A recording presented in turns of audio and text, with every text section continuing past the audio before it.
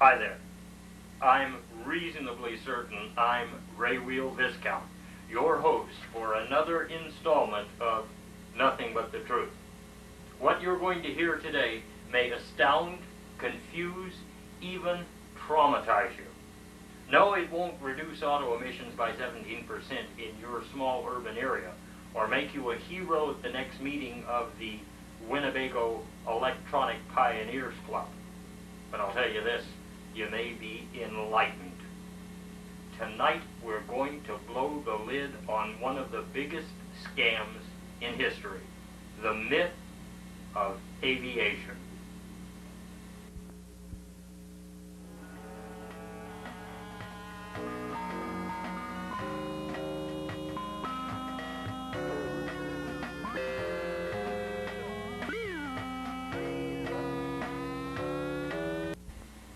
Planes, helicopters, spacecraft, they all have one thing in common.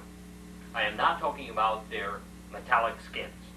I am not referring to their colorful names. I am not thinking about the bizarre liquids like gasoline that they apparently consume for fuel. No, I'm talking about the fact that all of them appear to be capable of flight. Now, I know some of you out there have friends and relatives who think they have ridden on planes, perhaps to Lima, Peru, perhaps to visit Aunt Perth in Detroit. Some of you perhaps recall doing so yourselves. And certainly all Americans remember that folks from this country apparently went up to the moon and walked on it. Unfortunately, friends, all of these fanciful excursions are simply that. They never really got off the ground. Let me explain how I discovered this massive fraud by our government and millions of self-proclaimed flyers. As a crack government investigator, I was in charge of the questioning of a man called Ramon Gabelius Peckworth, whom the CIA suspected of selling disgusting shrimp pictures to agents of enemies of this country. We believe that he had carried these pictures in a satchel on a plane from Pittsburgh to a rendezvous with an agent in a country that for present purposes I will call France. I had Gabelius Peckworth hooked up to a sensitive lie detecting machine when I asked him about this overseas liaison. So, you took a flight from Pittsburgh to France? Yes, I did. Did you have any baggage? No, I didn't. And why not? I didn't think I would need any baggage. Okay, let me get this straight, Peckworth. You were taking a flight to France, like millions before you, but you did. What's the matter, Peckworth? Nothing. Is something wrong? Nothing is wrong. Change subject. What was going on? I hadn't even finished my question, and Peckworth was on the verge of a meltdown. My curiosity was aroused. What's wrong? Change the subject, please. What? You don't want to talk about transatlantic flights? No, I don't want to talk about transatlantic flight. I did a lot of research. I talked to people in government, in the military, in private industry. I received an offer to teach ceramics at Duke University, but that's another story. Anyway, this is what I discovered. You've heard about padding expense accounts, right? One of the first people to do this was a man named Rashid Nebula. He worked for a company called Tropical Fish Cleaners of Fishkill, New York. Back at the turn of the century, he was accounting for a trip to the Mississippi Delta and asked his employer for double the standard railroad fare for travel because he had, quote, taken a ride on the Big Bird. He explained that the Big Bird had asked for gasoline money. His employer, not one known for attention to detail, complied with his request. Rashid Nebula bragged of this little ruse to his co-workers, who soon attempted to try it themselves. They were successful. Soon it was a common practice among businessmen, especially salesmen, and by World War I, it was commonplace.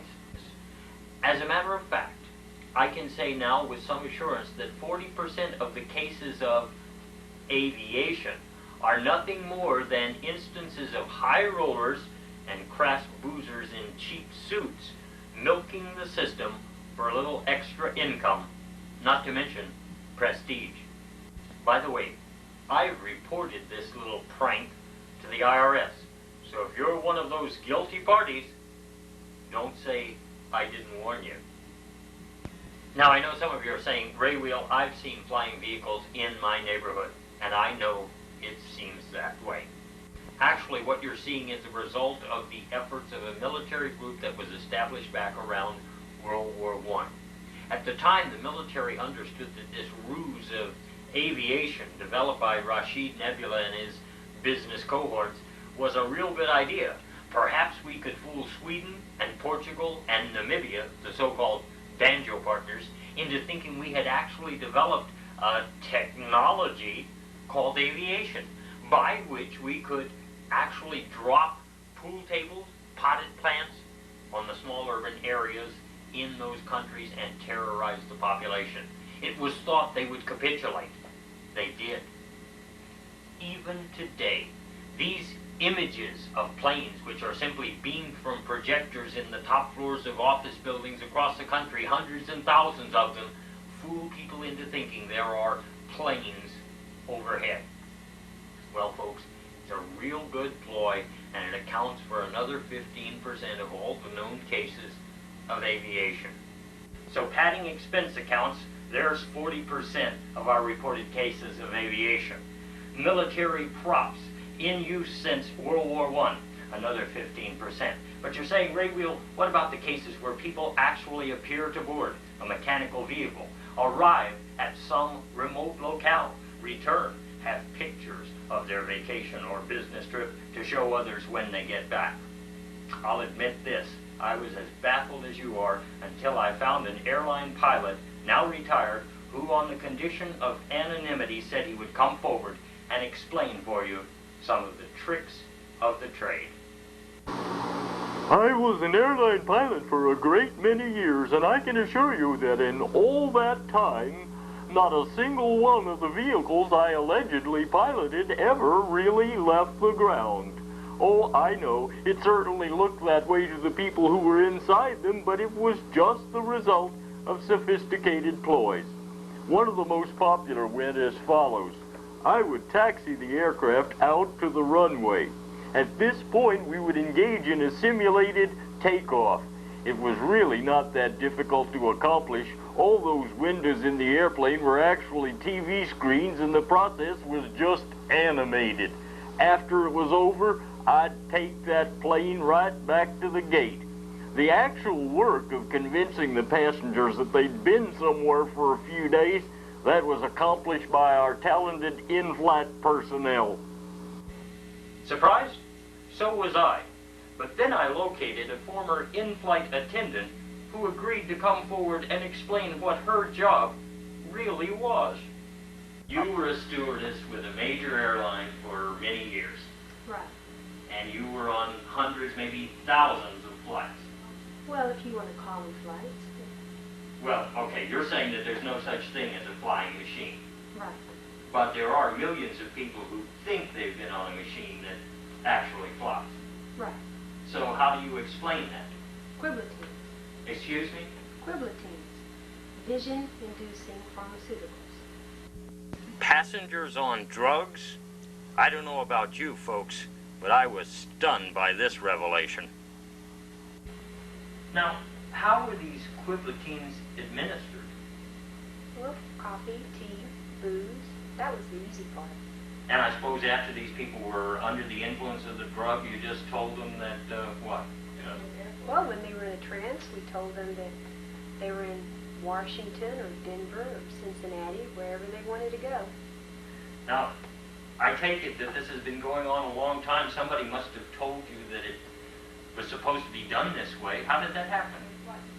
Well, the first day that I was in flight attendant school, they showed us a film, and President Carter was on it, and Bush, and said it was the nation's best-kept secret, and if we wanted to be a flight attendant, we had to go along with it. No flying machine. Now, there were some other ploys we started using in recent years to perpetuate this myth of aviation that did not involve drugs. We would actually taxi people out to a runway. We would simulate a takeoff, and then I would drive that aircraft off the airport grounds.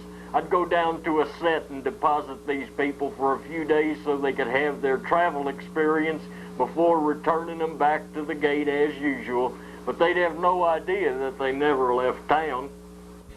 So what did our anonymous pilot mean by driving them out to the set?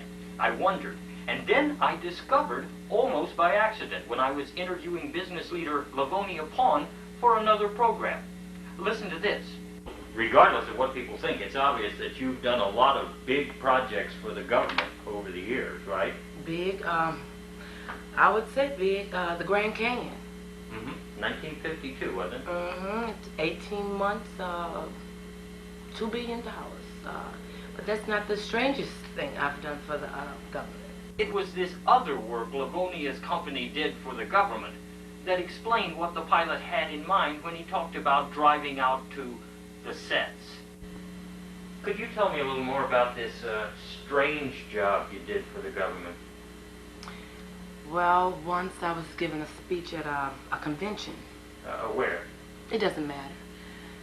I was talking to my colleagues, and I told them that I could build a replica of New York City for $6,500. Of course, they didn't believe me. Well, what's the point? Well, this government agent approached me. CIA? Probably. And asked me if I could build 40 replicas, and would the price be the same? And? I told him sure. Are you with me so far? There's about 40 New Yorks, about 30 Chicagos, and 22 Fort Lauderdales. Draw your own conclusions. Have you been there, or have you been around the block? As I researched this matter even more in recent weeks, I developed an anonymous source who told me that there was a New York in the area where I live and work. I went out there with a film crew so that I could bring you back the evidence for this show. Some folks who have a vested interest in the myth of aviation got there first, and they reduced the entire city to rubble. Folks, we've now accounted for the vast majority of the reported cases of aviation, but some of you are sitting back there saying, Raywheel, we sent men to the moon. They walked on it. How'd they get there? By boat? Well, folks, when you hear the real story, you're going to be amazed. I was able to locate a man at NASA, again, he won't give his name, who explained to us just how we pulled off our trip to the moon. Let's just call our informant Dr. Smith. He's been aware of the myth of aviation for years. In the 60s, he also knew that the NASA boys in charge of the manned spacecraft hoax had been talking about pretending to send a craft to the moon. They were having a tough time with the project. Dr. Smith had a solution. He recently discovered that the moon is 90% iron oxide. He proposed bringing it to Earth using a giant electromagnet, which in fact NASA built in the Arizona desert. It took 18 months and it cost a couple of $2 billion. But what a success. One night when no one was paying attention, the power was switched on and the moon yanked from its orbit. You can figure out the rest. Some of our boys walked on it. It was videotaped. And the whole world fell for perhaps the biggest aviation joke of all. Well, folks, the long and short of it is, there are no flying machines. At this point, you may be wondering how this myth of aviation rose and grew in a culture like ours. Well, think about it. We looked out there at the birds and saw how they flew and said, wouldn't it be nice if we could do that too? Guess what, folks? Birds can't fly. NASA's Dr. Smith, the man responsible for the phony moon landing, is also the man responsible for this earth-shattering discovery. I grew up in a very difficult environment in New York. There were hypnotists everywhere. You'd go out in the morning and you'd be hypnotized and do things in the afternoon that you wouldn't remember in the evening, let alone tomorrow or next week. I was emotionally overwrought from the difficulties of growing up in this kind of childhood environment. As a young adult, I went overseas to study under some ancient masters. I decided I wanted to develop powers of concentration so intense that I could never be hypnotized again. And after 18 months and a couple of $1 billion, I came back here a new man. one of the first things I noticed when I looked around was that birds couldn't fly like so many people believed. They just walked everywhere like the rest of us, maybe even more clumsily than some of us. Oh, on rare occasions I'd notice a bird or two taking a bus to a ball game, but that was the exception to the rule. And so I said to myself, how is it that I'm the only person that's ever noticed that these birds don't fly? Then it dawned on me after several years of research that I was the only person that couldn't be hypnotized. What if, I asked myself, these birds, or their forerunners, had decided at some point in the early history of the species, theirs and ours, to hypnotize mankind into believing they could fly? Dr. Smith went on in his research to identify a previously unnoticed gland common to all birds, except penguins that is, which he decided was the source of their hypnotic abilities and which he named the quiblatineus. You won't find reference to it in any standard medical text. No, it's only mentioned in a top-secret report that desperate men continued to hide from the rest of us. Well, folks, that's what I had to tell you about the myth of aviation. I wish I had a little more time, but I'm already late for a plane.